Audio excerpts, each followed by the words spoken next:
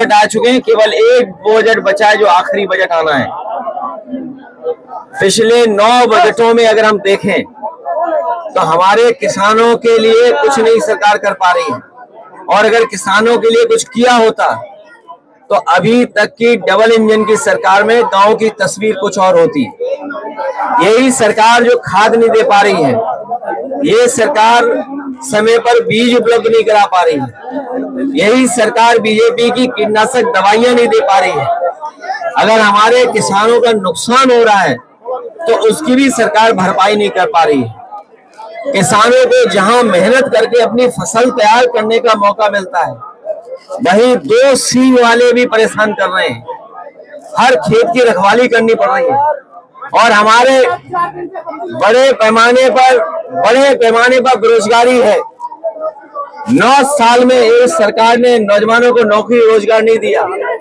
सोचिए आप, अगर नौजवान को नौकरी और रोजगार नहीं मिलेगा तो उनका भविष्य क्या है, और अगर नौजवानों का भविष्य नहीं है तो हमारे समाज का, प्रदेश का, देश का भविष्य अच्छा नहीं हो सकता है। मैं देख रहा हूं कि विधानसभा में बैठ करके भारतीय जनता पार्टी के लोग झूठ बोल रहे हैं। वो कह रहे हैं कि बिजली आ रही है, 24 घंटे बिजली दे रहे हैं, लेकिन यही कि हमारे लोग बता रहे हैं कि बिजली है ही नहीं है। और अगर बिजली आ भी रही है तो जो समाजवादी सरकार में बिजली बन रही थी उसको महंगा करके गरीबों को दे रहे हैं, उनसे ज्यादा पैसा वसूल रहे हैं। जीएसटी बढ़ाते हमारे किसानों की हर सामान पे जीएसटी ले रहे हैं, उससे उनका सामान, इक्विपमेंट सब महंगे हो रहे हैं। ये महंगाई इसलिए कि मुनाफाखोरी की वजह से है। ये सरकार मुनाफा कमाना चाहती है, लाभ लेना चाहती है। और अभी तो सुनने में आ रहा है कि अमेरिका से जो अपने मित्र बताते थे राष्ट्रपति जी को, वो भी अब इनका साथ नहीं दे रहे हैं। ये लोग हमें और आपको उलझा रहे थे ट्रिलियन कह करके, ट्रिलियन कि हम ट्रिलियन की अर्थव्यवस्था बनाएंगे। लेकिन अमेरिका से राष्ट्रपति ने कह दिया कि 21 मिलियन हमने पैसा भेजा है यहाँ पर।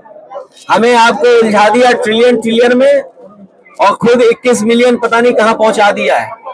कारखाने बंद होने जा रहे हैं। अभी अमेरिका से कई उद्योगपतियों को ब्लैकलिस्ट कर दिया राष्ट्रपति ने वहां के, और हमारे मुख्यमंत्री कह रहे हैं कि अंग्रेजी कौन सीखेगा, कौन नहीं सीखेगा।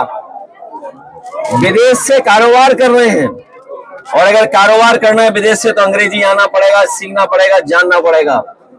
और महाकुंभ की जो व्यवस्था खराब की है उसके लिए जिम्मेदार मुख्यमंत्री खुद हैं, क्योंकि खुद ही वहां जाकर के बार निगरानी करते थे, निरीक्षण करते थे। अगर निरीक्षण करते थे तो किस बात का निरीक्षण करते थे? जो लोगों की जान गई है कुंभ में, उसकी सूची नहीं दे पा रहे, नाम नहीं बता पा रहे हैं। जो खोया पाया केंद्र में है वो भी नाम नहीं दे पा रहे हैं, क्योंकि सरकार डरी हुई है, क्योंकि नाम देते ही उनकी सच्चाई सामने आ जाएगी, कितने लोगों की जान गई है। लोग थक हार करके चले गए। और ये गिद्ध वाली बात जो कह रहे हैं, मुख्यमंत्री जी ने गोरखपुर में गिद्ध के लिए एक कुछ बनाया है।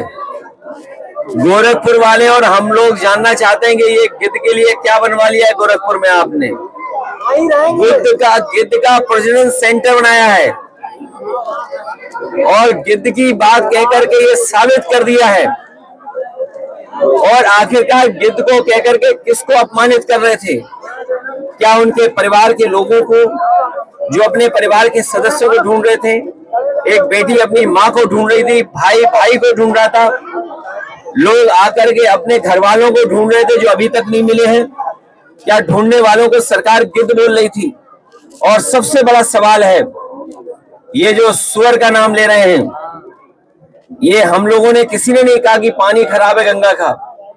सेंट्रल पॉल्यूशन बोर्ड ने कहा है कि ये गंगा का पानी खराब है। गंगा का पानी नहाने लायक भी नहीं है, आचमन तो भूल जाइए। तो सोचिए सरकार किसको सुअर कह रही थी। मुझे तो लगता है ये दिल्ली और लखनऊ के झगड़े में एक दूसरे को गाली दे रहे हैं। अगर उत्तर प्रदेश के बोर्ड कह रहा है, उत्तर प्रदेश का पॉल्यूशन बोर्ड कह रहा है कि पानी साफ है, और दिल्ली का पॉल्यूशन बोर्ड कह रहा है कि पानी खराब है, तो इसका मतलब है लखनऊ वाले दिल्ली वालों को सुअर कह रहे थे। ये जिम्मेदारी किसकी है? ये जिम्मेदारी दोनों सरकारों की थी। ये डबल इंजन नहीं, डबल ब्लंडर वाली सरकार है। इंजन टकरा रहे हैं, डब्बे टकरा रहे हैं, और जनता भी इंतजार कर रही है कि इस बार इनके पास जब चुनाव होगा, सूखे पत्ते की तरह भारतीय जनता पार्टी का सफाया हो जाएगा। भैया, इस तरह की जो भाषा संसद में यूज हो रही है और ये दिवाली पे ये भाषा किस ओर इशारा करती है? क्या भगवा कपड़े पहनने से ही कोई योगी हो जाता है क्या? और हमारे भारत के लोग और खासकर गांव के लोग रामायण को जानते हैं, देखते हैं रामायण को। वो ये भी जानते हैं कि सीता माँ का अपहरण जब हुआ था तो रावण भी साधु के भेष में आया था। ये जन जन जानता है, पूरा प्रदेश देश जानता है। जितने लोग सनातनी लोग हैं वो जानते हैं, हिंदू समाज के लोग जानते हैं जो है कि जब रावण को सीता माँ का हरण करना था तो रावण साधु के भेष में आया था।